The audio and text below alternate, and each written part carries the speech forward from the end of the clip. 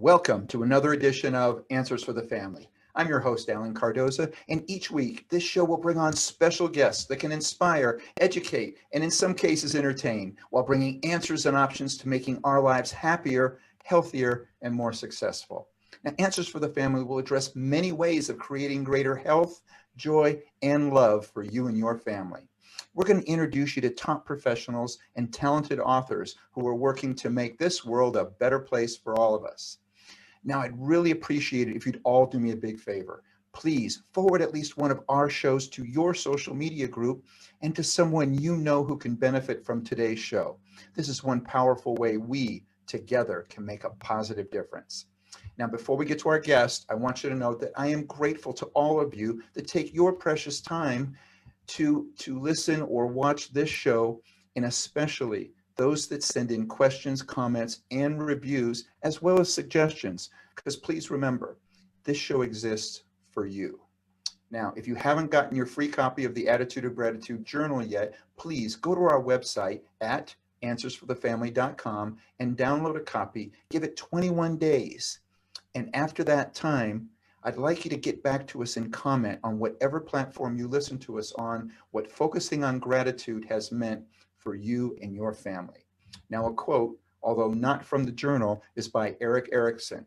And this one reads, "Life doesn't make any sense without interdependence. We need each other. And the sooner we learn that, the better for all." Now, whenever you are watching this show or hearing this show, please know that it was done in 2020, which is or was a time where there were many changes, one of which is that drug and alcohol abuse, unfortunately, is at an all-time high, and there's no pun intended. And the suicide rate has also risen drastically. So today what we're going to do, we're going to talk about the mountain method. And it's really talking about conquering your mountain. And right now in this setting of 2020, there's a lot of people really struggling, and they're struggling with climbing that mountain to achieve the things that they want to do. So I'm bringing you our guest, who is Rachel Kove, and she is half of the team that leads Transformational Solutions. Rachel's a certified life coach who has been working in the field of recovery for 10 years. Now, being in recovery herself, Rachel understands on a personal level what it means to struggle and battle the disease of addiction. Now, through hard work and strong mindset and an ability to remain teachable, Rachel has maintained over 12 years of sobriety herself. Now, she provides one-on-one recovery and life coaching, and she also facilitates motivational life skills, and she sets up groups that focus on inspiring individuals to take control of their lives with practical life skills. She has an intimate ability to connect with people and their experience, and she is eager to help her clients establish their goals through concrete goal setting and action plans. Now, Rachel's desire is to empower her clients to live a fulfilling and purpose-driven life through consistent action and a commitment to one's transformation. Now, through Transformational Solutions, their company, they coach clients to implement practical life skills and a positive mindset, which enables clients to accomplish their goals and live a happy life. And I want to let everybody know, one of the reasons why that is so near and dear to me is that, having been in this industry for a very long time, I'm drawn towards those that focus on empowerment, because the best thing that we can do is to empower people to be able to take control of their own life. And unfortunately, there are those that see it more as something to where they just want to continually tell somebody what it is that they need to do, and not necessarily empower them or wean themselves off. So if you think about it, we're really talking about a business that in success makes themselves less and less useful. And to me, that is somebody who is coming from the heart and not necessarily focusing on the pocketbook. So Rachel, with that said, thank you so much for joining us, and welcome back to Answers for the Family. Thank you, Alan. I absolutely love being on your show. I adore you so much. And you know, one of the reasons I adore you is you are also someone that truly lives in their heart and does what you do to help help empower people to live a fulfilled, gratifying life. So it's an honor. I'm so glad I know you. I'm so grateful to be back on this show.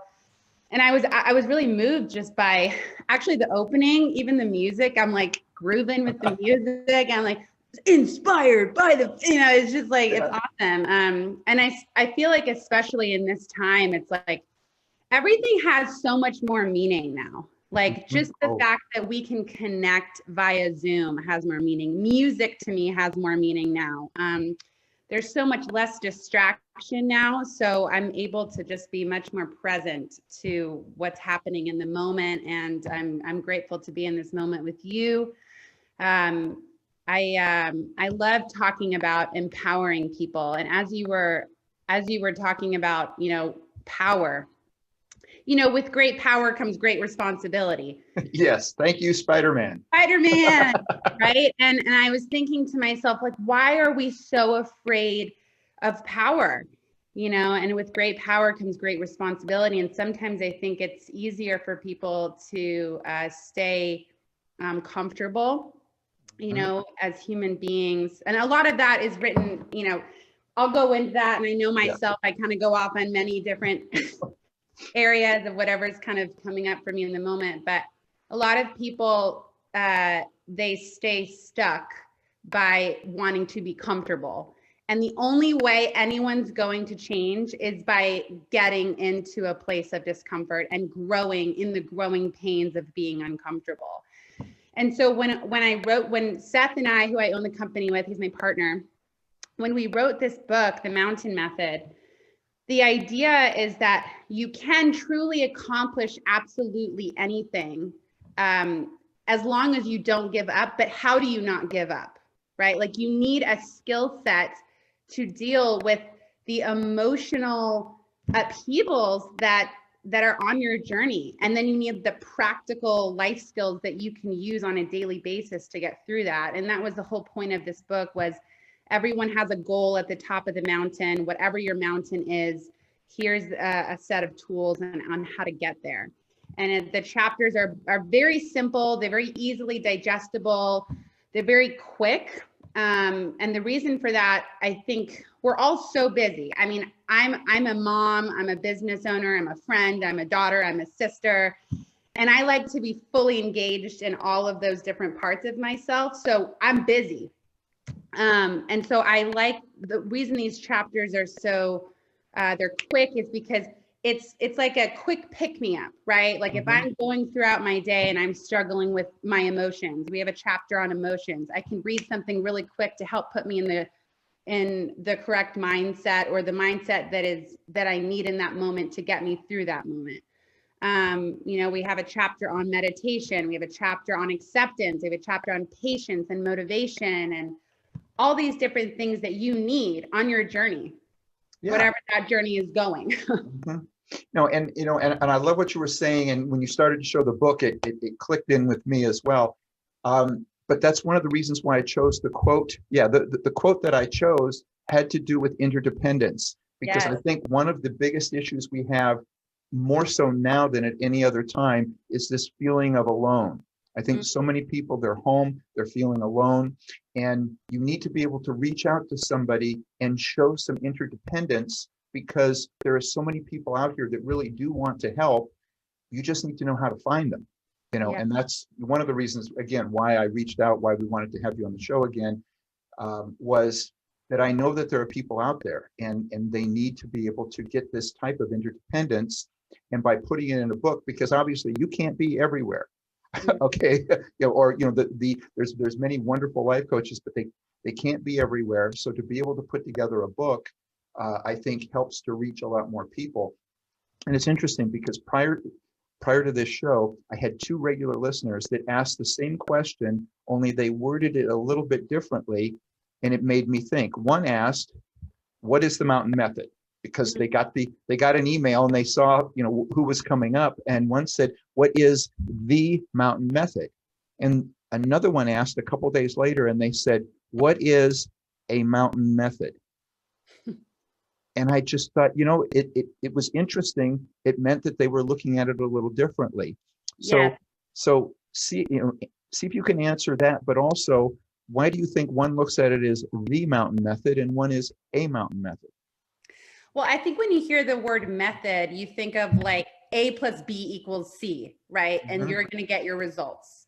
The mountain method for me is more about the process of your journey. And if you really focus more on the journey, my experience is the destination organically presents itself. We are such a culture that's driven by success and money and achievement.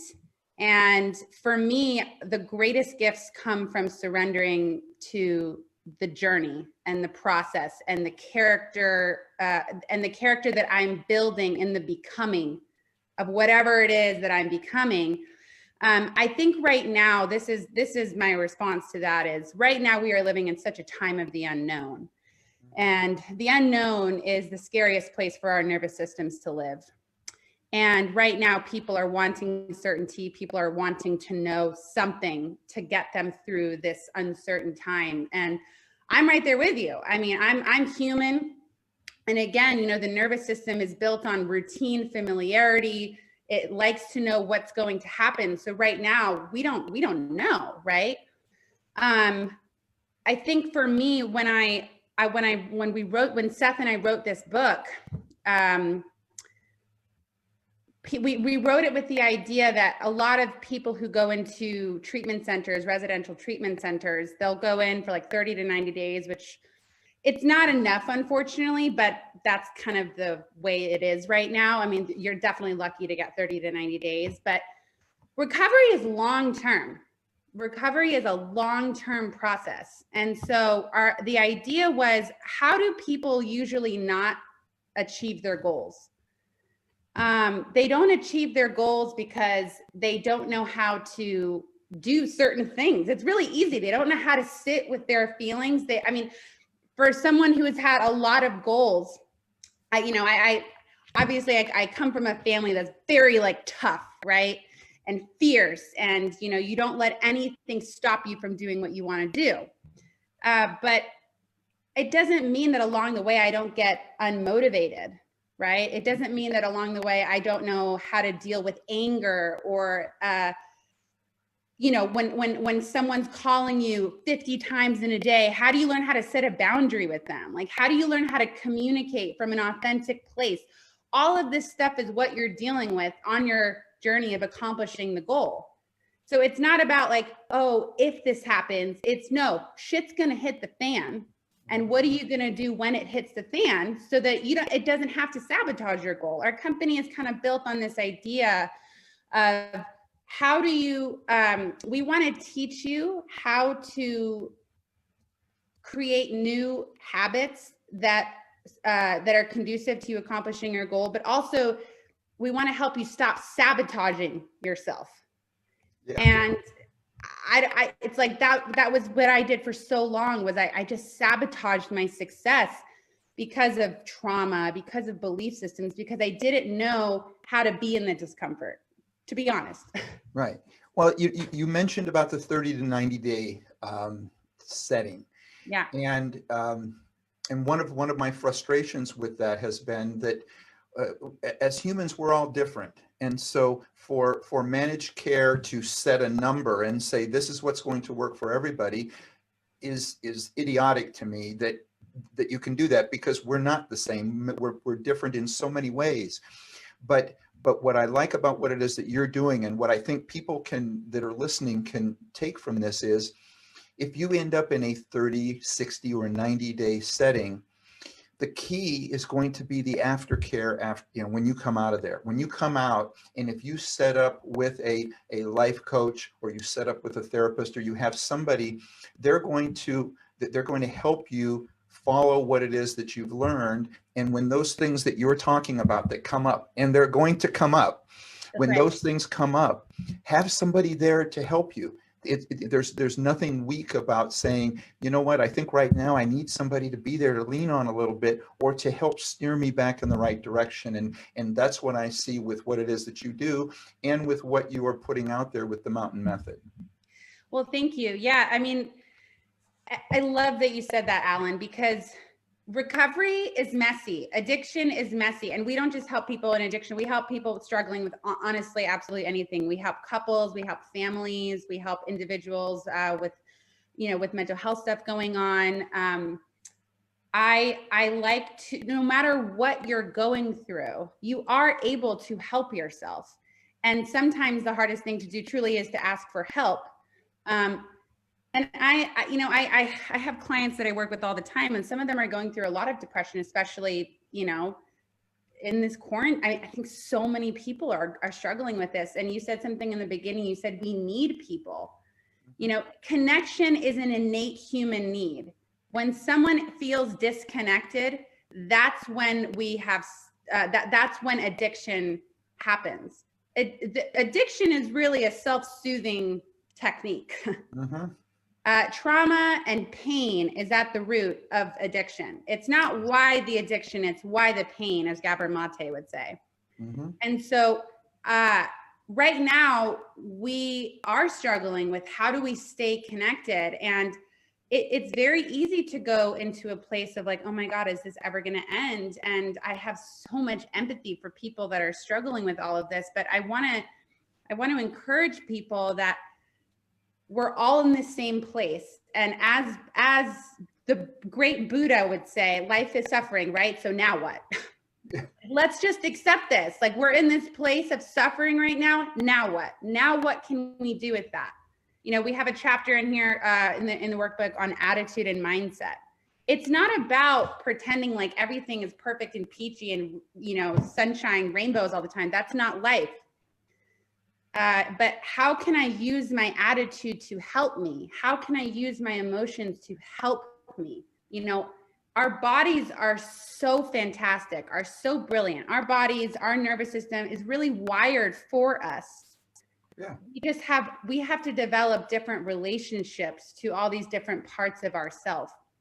So I have to develop a different relationship to my thinking, a different relationship to my emotions, a different relationship to my spirit, so that I can access these things that are for me and use them for my purpose and use them for the world and use them to be able to help myself and others. Because when we do tap into our purpose, it is the natural thing is to want to help people, because the purpose is for other people. It's for helping, unifying this, all of us, connecting, right? Right.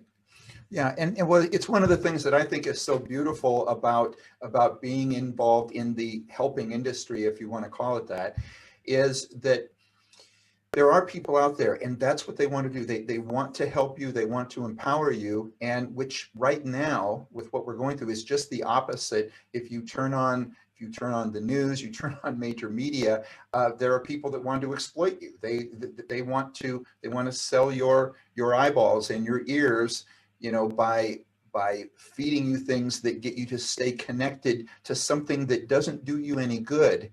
So to be able to bring things closer to home and to bring in people that are focused on helping you because they care, not because they're trying to get you to buy something, or to get you to think a particular way. These are the things that I think that we're going to get out of 2020 is we're going to start seeing that some of those things are not necessarily to our benefit. And by looking inward, I think we really can grow from this experience.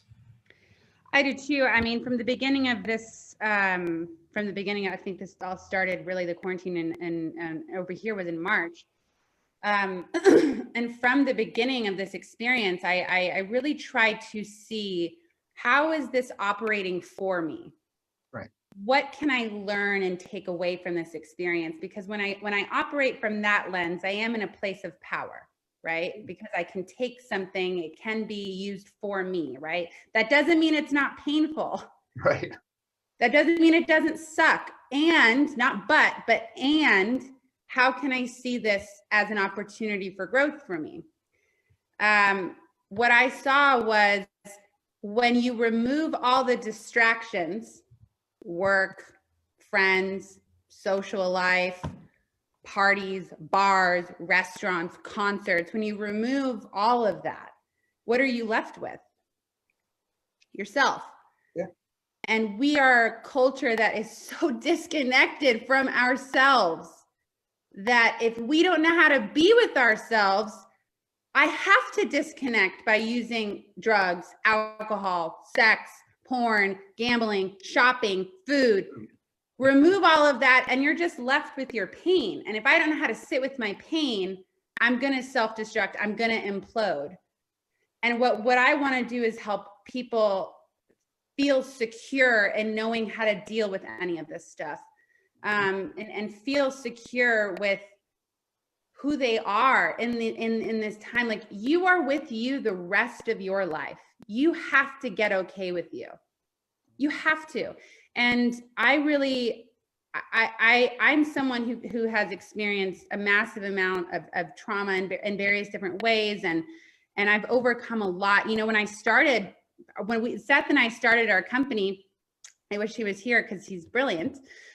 When we both started our company, we actually started it in a time of crisis in our lives, because I was working for someone else, and I recently got pregnant, and I was out of a job, and I went through some type of pregnancy discrimination with that. And I started driving Uber at the time because I had a baby on the way, and I needed to do what I had to do. And we really just thought to ourselves, like, well, what are we good at? What do we love to do? And we both love transformation. Like, we love the experience of coming from a place and landing in another place. And then as soon as you land there, you go somewhere else. But and so that's how we start. That's how we just had an idea. And from that idea, we just every day backed it up with action, you know, and now we're this, you know, now we're a company. We have about 5 employees that work with us right now. And it's phenomenal. And we get to see people truly transform their lives. Not again, I love what you said earlier. It's not about relying on us, because I think sometimes you can get too reliant on the teacher. Mm-hmm. And then we don't feel self-sufficient, and we don't feel a sense of empowerment within.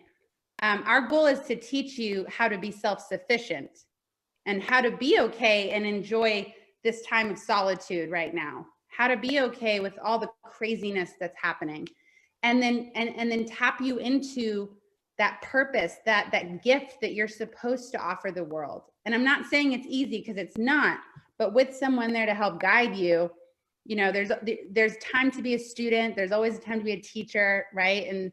And it's just a marvelous process. It's truly an incredible process. I could talk for 18 years about it, but. Well, we have a question that has come in, and again, I want to thank those that take the time to send in questions, comments. We really appreciate it. This one reads, I downloaded your workbook and loved the flow of chapters. My daughter, who is a high school senior, has been so depressed about being forced into this school-at-home situation, you know, and the parents of many of her friends are, and she has in quotes, COVID paranoids. You know, this isn't fair to our children to be isolated like this. It says, as I was reading the book, she looked over my shoulder and asked to see the table of contents. And she said, Mom, I think I really need to read this too. Mm-hmm. And then it says, you know, I was so thrilled as the exercises are wonderful. And I just know that this will help her too. And this is from Carol in New Jersey. Oh my God. Well, that makes me emotional. Yeah, it makes me emotional to think that we could be helping someone's daughter. I mean, and a mother. I mean, I'm a mother, and it's speaking of children. We've actually turned the Mountain Method into a children's book as well, which I'm extremely excited about. Yeah, I just thank you so much for saying that. Thank you for your vulnerability and your honesty, the paranoid COVID. I mean, I understand, and I don't judge those people at all. Like, this is a scary time. And like I said, people are really scared and uncertainty, and the media is super intense. I wanted the chapters to be very quick, easy, and digestible, because for me, I can get very intimidated by like a 500-page book. Yeah.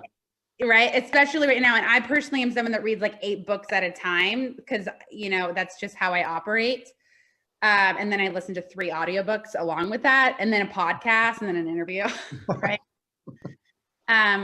But I want the topics in this book to be the normal things to talk about. You know, one of my favorite hashtags that I use a lot is normalize the conversation.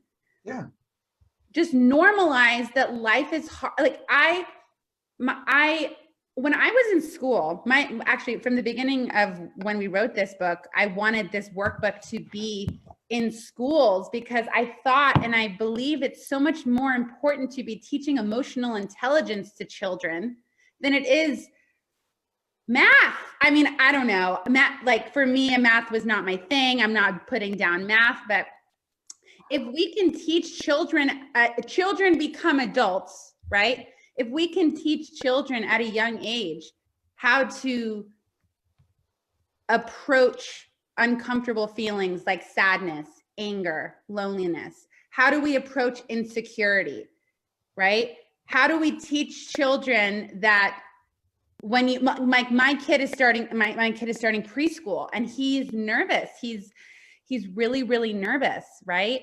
And I've created a home with him where it's very normal to talk about your feelings. He's extremely expressive. He's very emotionally intelligent as a little kid. And that's because I'm very comfortable talking about those things. So I also, a lot of the family work that I do is to help families start becoming okay talking about their emotions. Vulnerability is how we heal. You cannot heal what you won't allow yourself to feel. So we have to get okay and safe with feeling our feelings again, and knowing that if we feel these things, we're not going to self-destruct. We're not going to die.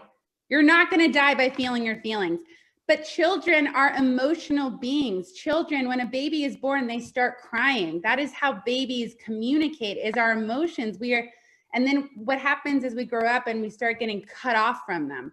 Yep. And parents start to get uncomfortable by their toddlers screaming and crying. And I get it. It is no joke being with a toddler all the time.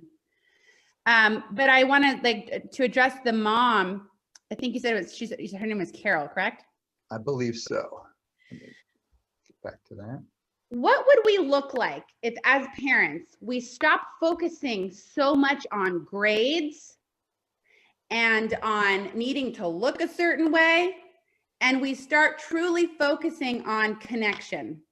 Yes. No, I couldn't agree more. And I think I've mentioned this on the show before, but John Maxwell, the motivational speaker, has said that his worst thing in school was math. He said he was terrible at math. And he said, so the teachers kept keeping him. He loved reading. He loved history. He loved science. He loved all these things. He hated math. And so they made 70% of his time on math because they felt that it was that important. And he said that when he got out of high school and he went into college, and they were saying, well, it looks like you're still deficient in math. And he said, you know what? He said, I'm going to take every other class except math because I'm going to do the things that I excel in. I'm going to do the things that I connect with. I'm going to make so much money that I'm going to pay somebody to count it for me. You know, but it goes to that point of, why are we trying to force people to focus on things that may not be their strength, when if we can move them to something that is their strength, they're going to shine so much more. Yeah. And also you said a word that was really important. You said the word deficient. He was deficient in math. And that is exactly how one feels in this culture. When you're not good at something, you feel deficient, and deficient is another word for shame.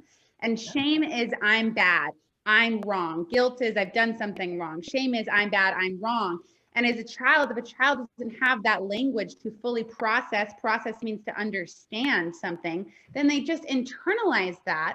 And children really live from a place of I am good or I am bad. This feels good. This feels bad.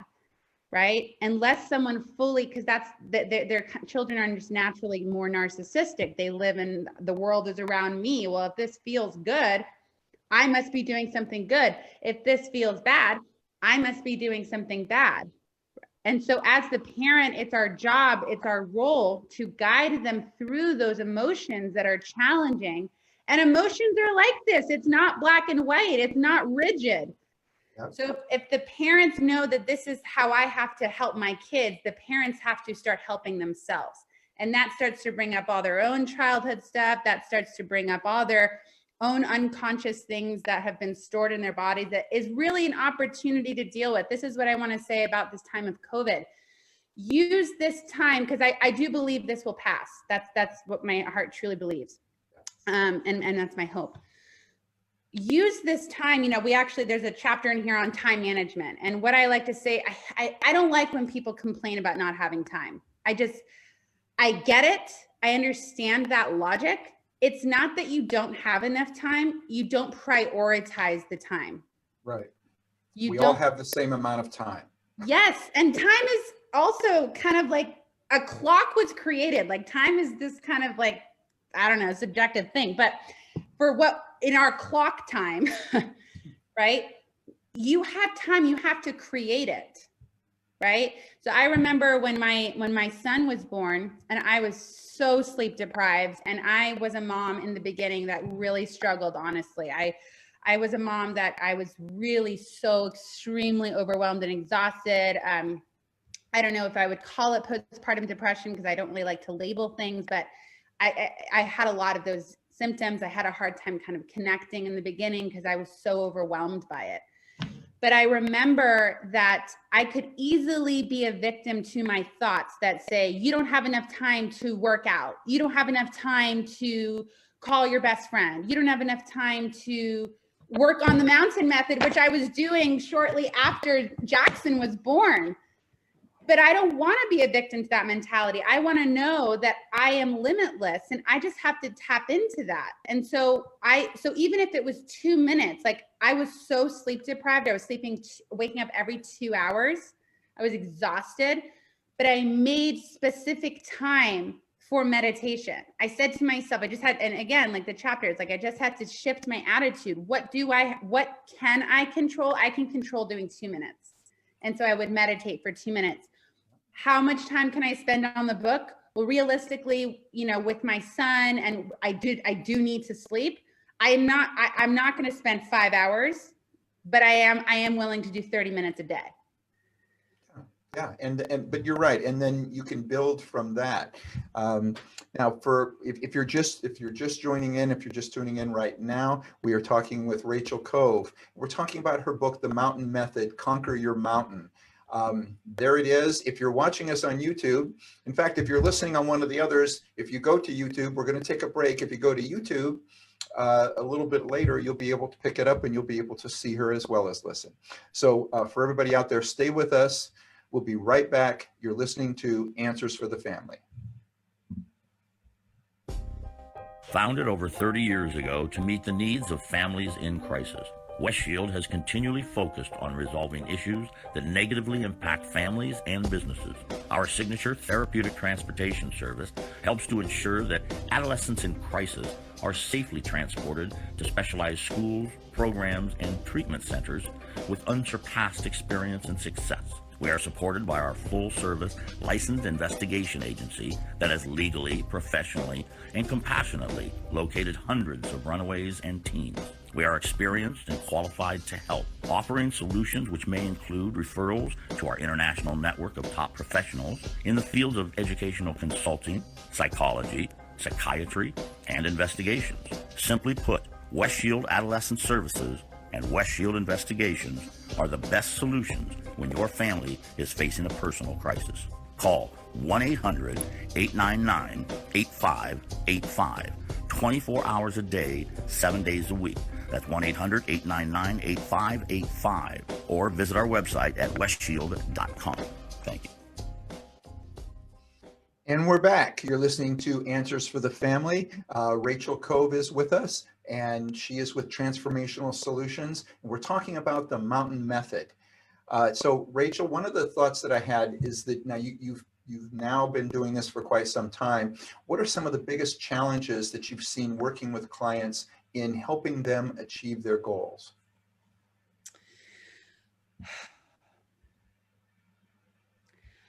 Honestly, it's what we're talking about. It's not being able to sit with uncomfortable emotions. It's lack of self-worth, lack of a belief in their ability to get through the hard times. I don't remember who said this, but who was it? I think I heard Denzel Washington say this. He said, a goal without a plan will always remain a goal. And I think that when someone is newly out of a treatment center, there's so much going on in an individual. I love that you said not one person is the same. 100%. Not one person is the same. You can't target everyone in the world with the same solution. Everyone comes from different childhoods. Everyone has different things that they're able to feel safe with and not safe with. And so if our nervous systems are designed to keep us safe, right? If there's a specific approach that doesn't feel safe to you in some way, you're going to avoid that. And then if you don't have the communication skills to stand up for yourself, you're going to land in the same cycle over and over and over and over again.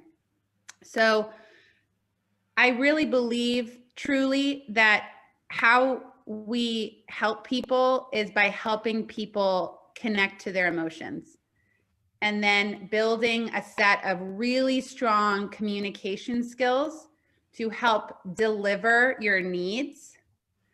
We work with families a lot, and what I really focus on in family systems is helping them communicate, not from a place of okay, you're gonna talk for 5 minutes and I'm not gonna really listen. I'm just gonna wait for you to stop talking and shut up so that I can say what I need to say, because what I have to say is more important than you. No. It's really listening with your heart. And empathic awareness is I'm putting myself in your shoes to help understand where you're coming from. I think a lot of people, listen, when you remove the drugs and the alcohol, whatever the compulsive behavior is, because honestly, you can put any other compulsive behavior in the blank space that where alcohol and drugs are. And everyone has something they're using to check out. Everyone. Addiction, drugs, and alcohol, it's just so stigmatized. Like, oh, you're different than me. No, you're not. We are actually the same. You just might use drugs and alcohol to check out.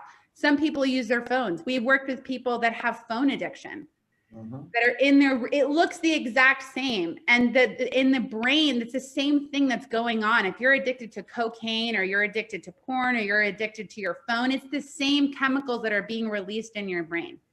And right now we see that so much more. And I think honestly, now that with COVID, it's like everything has become, on the internet and Zoom. And so I'm a little nervous about that, honestly. But I think that if we really empower people to know how to fully sit with themselves and their emotions, we would have a totally different community of people. And as you're saying this, it's reminding me, because it's a question that I get asked frequently when I'm talking to families and I'm suggesting, coaching or therapy. And then there's the question comes up, what's the difference between coaching and therapy? So share what your vision is of that, because I know that you also work with many great therapists as well. Yeah, we do. And I'm a huge fan of therapy. If you're one of those people that grew up in a family where it was embarrassing to go to therapy, I want to eliminate that for you. Honestly, I think it is the strongest thing in the world for anyone to help themselves, whether it's therapy or coaching, whatever that avenue is for you, find someone to talk to. First of all, a therapist has a license. So, a therapist usually will go to school and they're trained for years. They have to get a master's, and then they have to do, I think, like 3,000 hours with a trained mentor. A coach, I like to see it as a coach is more goal oriented and more action based. Some people actually they don't know that I'm not a therapist. They think I'm a therapist, but I'm not. I absolutely love therapy, but I think a coach is a little bit more action based and more goal oriented, where with therapy, there usually isn't like a specific plan laid out. It's more like in the process of things. But a lot of therapists and coaches work together. Exactly. And again, like I think it's important to, if we can just as a culture, like remove these labels and start human to human connecting, that's where the healing starts. There's a really powerful video on YouTube. I forgot. It's one of the, not YouTube, it's one of the top 10 TED Talks videos. I think it's called like Rat Race, or it's about addiction though. And it's about everything we don't know on addiction. And he basically says that connection is how we heal addiction. That is how we heal. We started the addiction because we felt disconnected. So the process, whatever avenue you're using to get back to that place of connectivity, that's what you're really doing. You're getting back to a place of feeling connected. And that's why, whether it's with a therapist or a coach or a friend, what's happening in your body is you're feeling a sense of being seen and understood. And with a coach or a therapist or a group dynamic, because we also do a lot of groups, and groups are I love groups, because groups is where you see people start to truly feel seen, because the shame is eliminated by someone else saying, me too, I went through that too. Shame, I mean, we talk about COVID, shame is an epidemic in our culture. That is what is wrong. Yeah, you're absolutely right. And we're seeing it it's weaponized, and it's horrible that people are doing this. Well, yes, because I don't know why you cannot change a problem by shaming people. That's not how you create change. You have to understand people to create change. You have to understand that everyone's coming from a completely different background. Mm-hmm. Right. So that's why, in our workshops, in our groups, and we work at a lot of different outpatient facilities. The true healing is done in the group setting when people are actively connecting, listening, and seeing each other. And you do that, how Brene Brown talks about this all the time, the power of vulnerability. There is so much power in that, but we're still like, generational trauma is real. Yeah. And if we don't wake up individually, we will pass on unconsciously our pain from our childhoods onto our children, onto our spouses. A lot of the couples work I do with people is helping each individual in the relationship understand what they're unconsciously projecting onto their spouse. But if you remove the spouse, we're doing that with everybody. Mm-hmm. I could be projecting onto my boss, right? I could be projecting onto my coworker. I could be projecting onto my employee, all these subconscious beliefs that have nothing to do with these people. But the energy feels familiar to the energy that is in my body. And so it's getting activated, and then I take it out on you. Well, I love what you brought up with groups, and I'm actually such a firm believer in groups that I believe that the future of medicine will actually be in groups, that we won't be going to a doctor's office to wait to go into a little room. We will go into a doctor's office that will have 10 other people dealing with the same issue, and that is where we will interact with somebody to facilitate it, but we will interact with them before we ever actually see that specialist, because we will get so much more from that group of people who are going through the same thing. And just like you said, it's that feeling of I'm not alone, that somebody says, yeah, me too, I have that. And by the way, here's what worked for me. But if somebody facilitates that, again, we could go off on a whole different thing, because the huge cost of healthcare and everything else, that these types of pods, I think, will become the future of medicine, and both mentally and physically. Well, I love that, Alan. And I agree with you 100%. I think that, if you look at a physical wound, right? it's really no different than an emotional wound. And if I came into a doctor's office, right, and well, I broke my collarbone when I was 16. Mhm. And I had no idea what that looks like, right? Or I also, when I was 16, I had cancer. And I didn't know anyone else going through that. I didn't know anyone else going through that.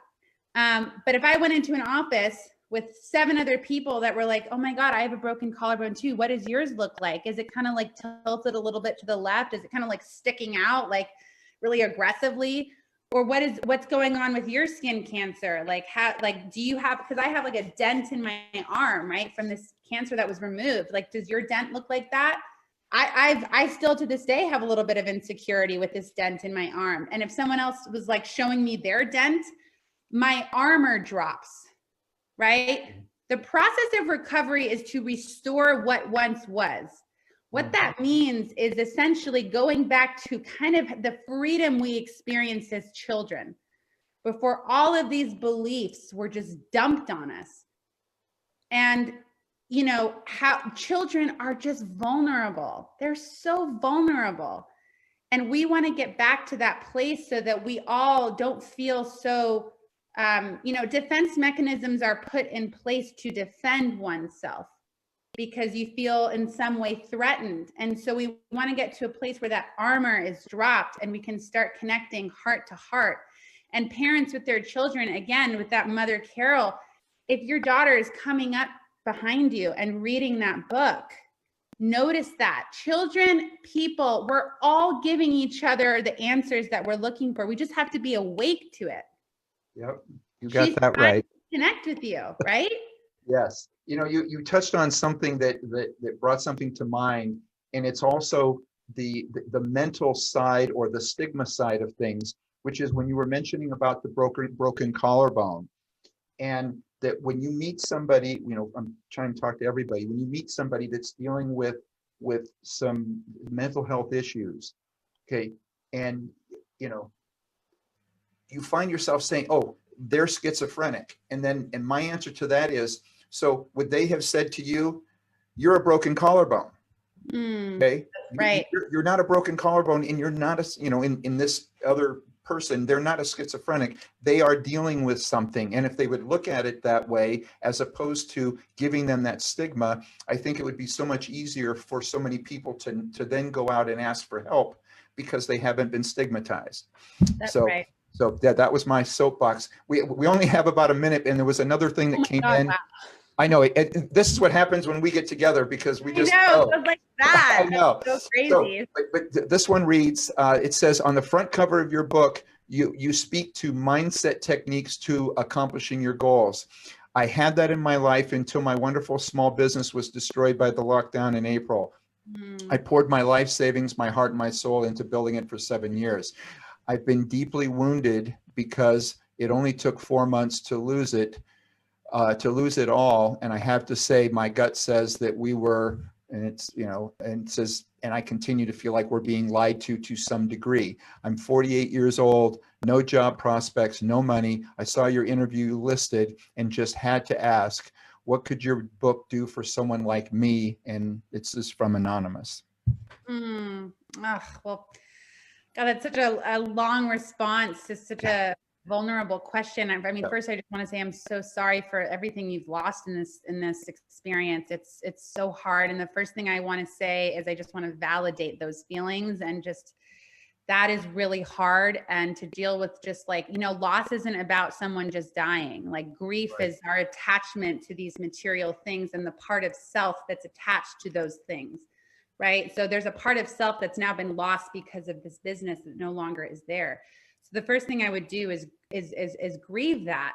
And there's a chapter on emotions that kind of teaches you how emotions are good for you. And your body actually releases toxins when you cry. It's a natural stress relief. So when you're crying, it's not bad. And then I would say, like, there's a chapter on motivation, like really see why you started that business. What was the service you were trying to provide? Not just what, the money that you were making, but really, like, what were you giving? And whatever that is can be created in another avenue. The other thing I would say, we have a chapter on spirituality. I'm not sure if you have any relationship to God, higher power, love source, whatever you want to call it. Tap back into faith and see what you can learn from this experience. It doesn't have to be good and bad. This is really painful, and I'm excited to see what I can learn and take away from this and give back to the world. Because what I really hear and see, and then I know I have to stop talking, I really hear and see that there's been a big loss. And also you have this strong desire to want to provide, give, be entrepreneurial. This thing was taken away from you outside, but it's not taken away from you in here. So you just have to tap back into whatever that is. So, Rachel, thank you so much. And you're right. Unfortunately, we're out of time. For anybody that's listening, what is the best way for them to get a hold of you? So our social media is transformational.solutions. You can check out our website, transformationalsolutions.com, 877-COACH. And I would love to hear from absolutely anyone. If you're looking for help, please reach out. You're not alone. We're also on Facebook as well. So thank you again, Alan. I really appreciate your time. Well, you're welcome. And thank you for everything that you're doing. And I have a term that I use, and you're the boots on the ground. You're doing the hard work to help many people, and it is so appreciated. And also know that you still have an open interview, not only to come on the show, but you can come co-host with me. We'll have a ball. So anytime, the invitation is there. Oh, I would love that. Awesome. Thank you so much. All right. You're welcome. And for everybody out there, please tune in next Monday for our interview with the founder of Gateways to Better Education. And in this interview, we will be discussing the upcoming Religious Freedom Day on January 19th, 2021. And let's hope that 2021 starts some whole new things. But this is a very special reminder to all Americans to observe this day through appropriate events and activities in your homes, schools, and places of worship. It is the anniversary of the passage that in 1786 of the Virginia Statute of Religious Freedom, which was established to protect the civil rights of all people so that they may express their religious beliefs without suffering discrimination. So again, that'll be coming up this coming Monday. And please visit our archives of past interviews at answersforthefamily.com, or you can subscribe to the show, which I would love to see everybody do. And then it's sent to you automatically. You can do it through iTunes, iHeartRadio, Stitcher, YouTube if you want to see us, Spreaker, Instagram, and SoundCloud. And if you like what you hear, please leave a review. It will help us reach more people. And I want you to know that I greatly appreciate it. Next time you're on Facebook or Twitter, please remember to stop by our page, check out some of our latest posts. And if you like them, please like us and spread the word. So for everybody out there, be good human beings and be with us again next week on Answers for the Family.